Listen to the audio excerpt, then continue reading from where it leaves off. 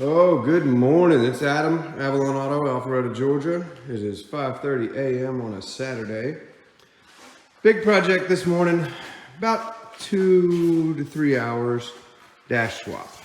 I like doing these at the butt crack of dawn before anybody shows up, so I've got 2 to 3 uninterrupted hours because as soon as business opens, the door opens, people come in, parts deliveries come in, and this turns from a 2-hour project to a 5-hour project because you get sidetracked so many times. So 5 a.m. start, get the bay ready.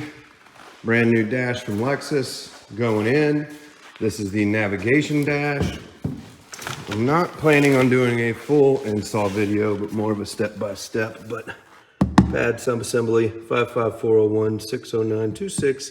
Echo 0 is the tan with navigation. I've got a non-nav dash to swap as well. Don't think we're doing both of those today, but we'll see how far I get and how quick I get this one done. So pretty much everything comes out. Start with the glove box, move to the center console, gear shifters, the whole middle console box. I mean, I don't think you have to take the box out, but you've got to get all this front stuff out, and then your navigation, your side vents, steering wheel, drop the column, everything comes out. So I'm going to do a couple of videos throughout the process because I don't really have a setup to sit here and time lapse this thing. But I know a lot of people have asked about dash swaps because so many of them still need it. This 06 Cypress Green Pearl with 111 is getting a fresh new dash. Here we go. All right, so after you start, glove box, liners, DVD player, if you got one, needs to come out, vents. So far, I've just taken navigation stuff out. Really the only tools you need for this job is a 10mm with a long extension, a couple of trim tools. These are my go-tos right here. I've got a bunch of different ones at the shop. Take this off. This pops out with clips. You've got, bolts for your nav unit. This is a harness that is connected by a bolt that just cinches that harness in. And then your whole nav unit will come out. So, update 1. All right, so I was mistaken. I forgot about the steering wheel T30 to get access to these airbag retainers, and a 19mm to remove the steering wheel, because all that stuff does have to come off as well. All right, almost there. I was wrong initially. You do have to remove the console because you got to get this piece out that the console goes into. So this comes out, and so steering wheel off. Make sure to tape up your clock spring so it doesn't go spinning on you if you hit it. Cluster comes out, all your vents, of course, all the shielding underneath, the bracing. I'm gonna find out in a minute if I missed anything, because I believe this is about it before the dash comes out. And it took me about 35 minutes to get to this point. 40 minutes maybe. All right, we're there. Dash is loose. Couple things I forgot. The pillars have to come off both sides because they clip into this, so you ain't getting that without it. The steering wheel cover has to come off, the trim pieces behind, up and bottom, just to be able to clear that. I don't think I have to drop the column. I'll tell you in a minute. There's also a bolt for the airbag that's hiding back here that locks this whole piece into place. So this is definitely a two-hand job getting this out, and we'll show you swapping things over. All right, dash is out. A couple of clips that give you a little trouble. This one back here, don't forget to unconnect it. This blue one, I actually have to pop the other side of it, the female side, off of this retainer.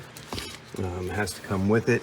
The antenna wire comes up and runs up to this clip here, so you have to remove that. There's another clip back behind the dash, kind of next to where the cluster is, that you have to remove. I did not have to drop the column, but it was kind of, Tetrisy getting it up and out.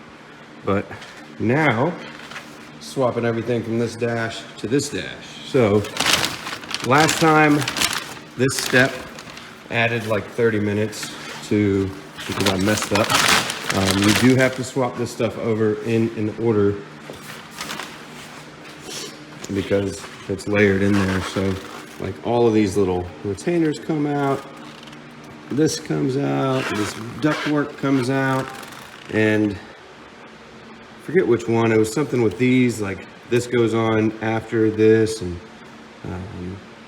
basically just take things off and move them over to the new dash is what I did last time, but there are a few parts that you can't get off without taking other parts off.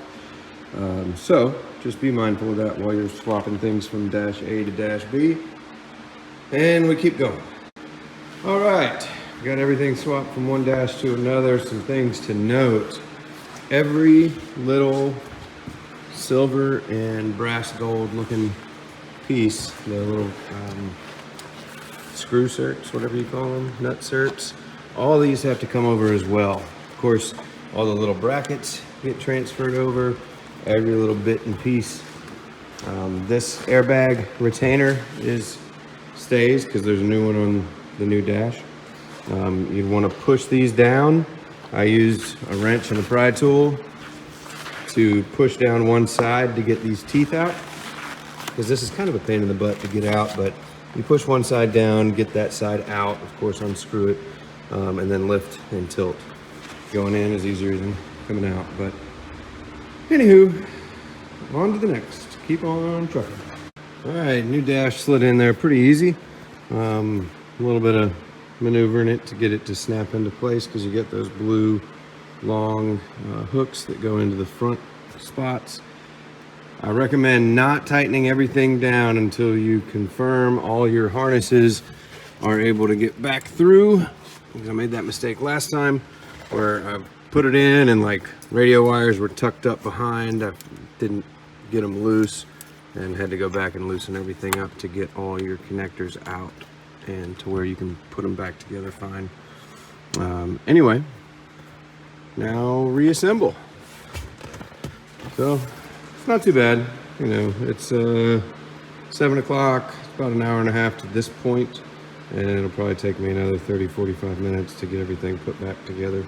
So 2 to 3 hour job, about spot on. If I didn't stop for videos and whatnot, probably be about 2, right at 2.5. All right, dash swap is complete. Everything put back together. True testament to did a project go well is how many damn bolts you got left over. Only 2 on this one. There's like 3 or 4 on the last time I did one of these. I went back through and tried to figure out where they're going. I don't know, but everything's tight, so we're good. Tools you need: trim tool, flathead screwdriver. Well, this I actually only used for my e-brake handle because I had to grease that. Pick tool helps get some things off. A 19mm to remove the steering wheel, and a 230 Torx to release the steering wheel or the airbag retainers.